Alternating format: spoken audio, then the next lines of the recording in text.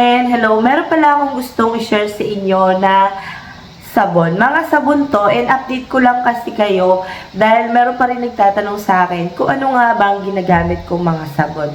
So, eto, nagamit ko na to nung dalaga-dalaga pa ako. I mean, yung bata-bata pa ako. Siyempre, tayo, nung mga dalaga pa tayo. Kasi sino naman teenager is naghahanap talaga ng mga sabon na mapapaputi or maganda sa skin, di ba?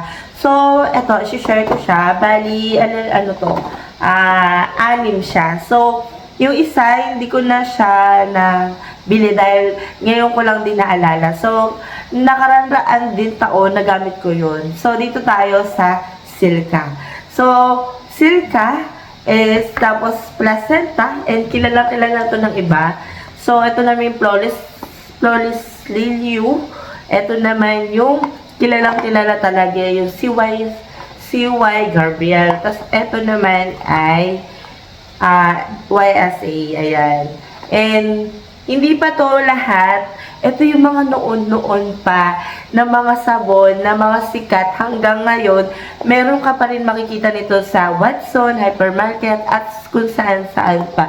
Kahit din sa online. So, yung isa, Silka, nagamit ko yun after kong mga anak. So, ayun, ginamit ko siya ng ilang taon dahil isa yun sa mga effective na sabon na pampaputi. So, dun ako pumuti noon kasi 'di ba after mo mga anak is mangingitim yung leeg,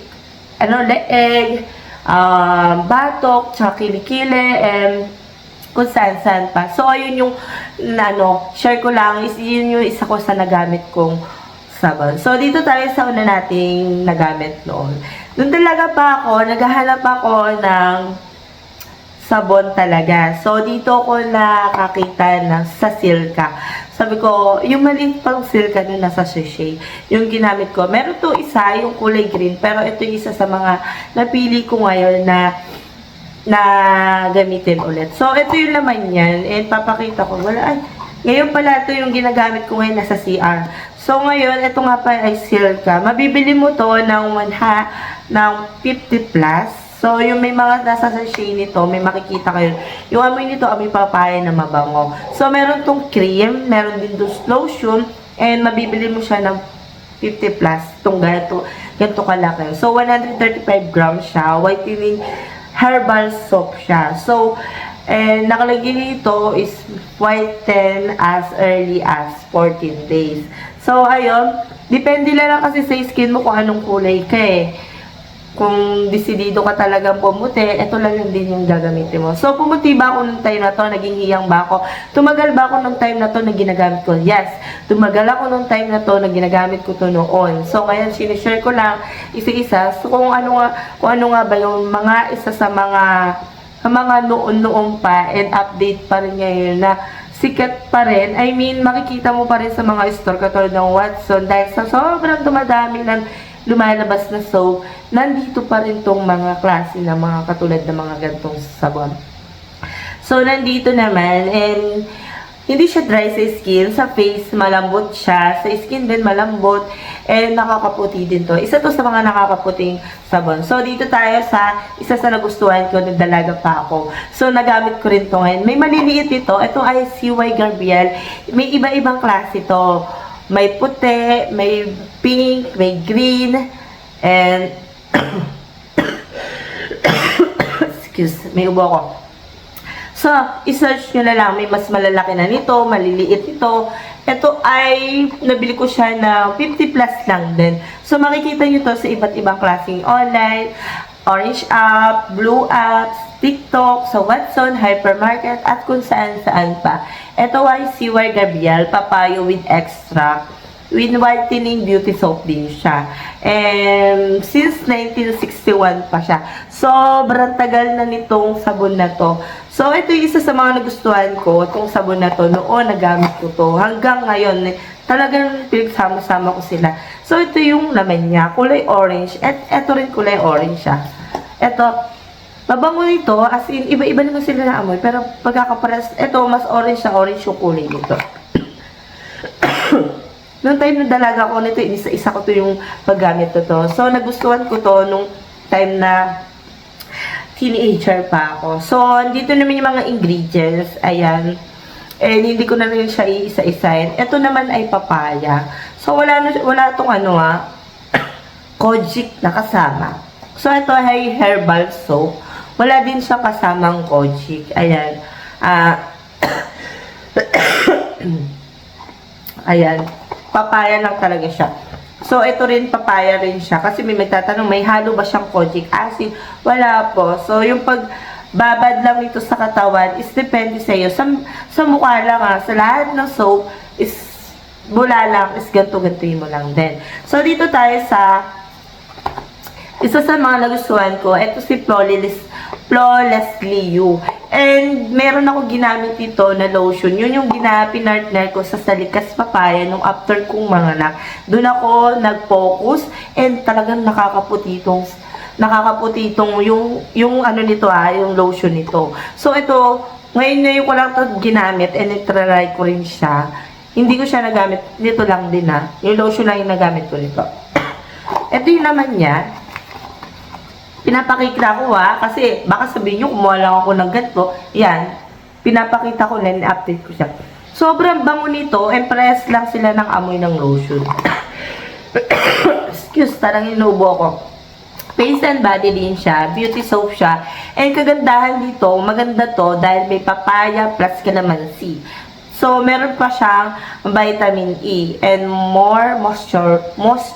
Ayan. Diba, may papaya na siya, may vitamin E, may calamansi. Sobrang, gustuhan ko tong sabon na to. 125 grams siya. May malilito mga nasa sachet. And sa mga gustong mag-try, lalo sa mga teenager, sa mga naghahanap, ito yung mga klase na mga mild soap na gustong mag-start, lalo na sa mga teenager. Kasi sa ngayon, dami na lumalabas ngayon ng mga sabon-sabon, yung iba matapang, yung iba hindi, diba? So, nandito naman kung paano gamitin. So, ayan. And maganda siya, nakakatanggal din siya ng mga dark spot, mga,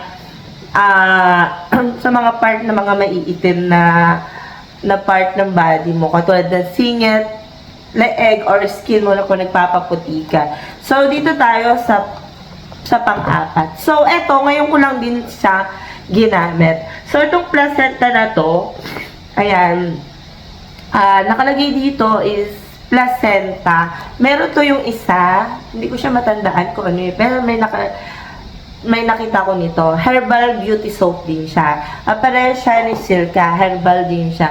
So, ito ay nakalagay dito with double acting anti-aging and active skin whitening properties. And nakalagay dito, stay young, stay white. So, ayun, binasa ko na, herbal beauty soap siya. So, ayan, basta may sticker dito. Mabibili nyo to ng, iba-iba na kasi price dito. 50 plus ko lang din siya nabili. So, Watson ko lang siya nabili. So, ayan, nakalagay naman dito kung paano mo siya gamitin. Basta dire-diretso. Ayan, maganda siya, nakakapagpalight din siya ng mga skin at nakakapag-glowing. Lalo na sa face. Nagustuhan ko itong placentang to. Maganda rito is naka-plastic. So, ito, mas orange na orange. Ano siya? Maamoy niya, maamoy siya. So, marami na ako nakita mga nagiging vlogger na gumagamit ng ganito. Sobrang, ang ganda rin talaga itong sabon na to. So, ito ay 135 grams. Isa sa mga pampaputi na sabon. So, dito tayo sa YSA. Ito ay isa sa mga ngayon ko lang din nagamit. So, ito ay binuksan ko na dahil yung Silka ko mauubos na. Ito yung kasunod ko.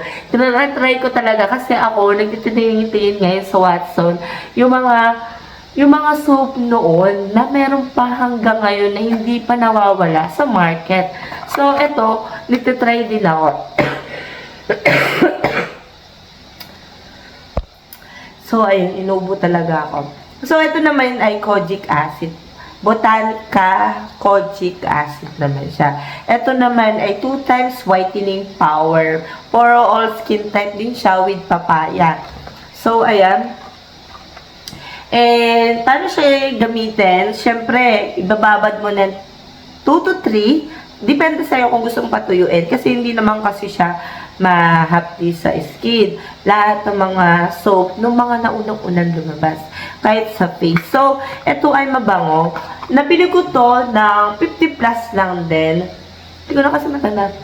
Sa Watson ko rin siya nabili. Ito mabango. Hindi ko maamoy dito yung ano. Siyempre, magkahalo siya ng kojic acid with papaya. So, para kami perfume siya na mild. Yung para sa akin. So, lahat to, in-update ko lang dahil may nagtatanong kung ano nga bang magandang gamitin na soap noon na hindi yung mga lumabas noong unang-una. So, ito yung isa sa mga nagamit ko. Sila sa mga nagamit ko na hanggang ngayon nasa market pa rin. And napakamura. Malalaki na to, mga 100 plus grams to. May maliliit nito, gusto nyo itry. Basta sa paggamit ng mga sabon, lalo na sa mga pregi, sa mga teenager, pwede kayong gumamit ng ganito. Pero sa mga pregi, especially pregi, magtanong muna kayo sa inyong OB bago muna kayo gumamit ng mga katulad ng mga klase ng ganito. Dahil merong mga ingredients kasi na bawal sa pregi, yung iba naman ay hindi talaga bawal talaga. So, ayun lang yung masasabi ko dito. Nag-update lang ako. Kahit ang lotion pala, i-partner nyo sa mga sabon na katulad ng ganito. So, ayun lang yung masasabi ko and see you next vlog. Bye!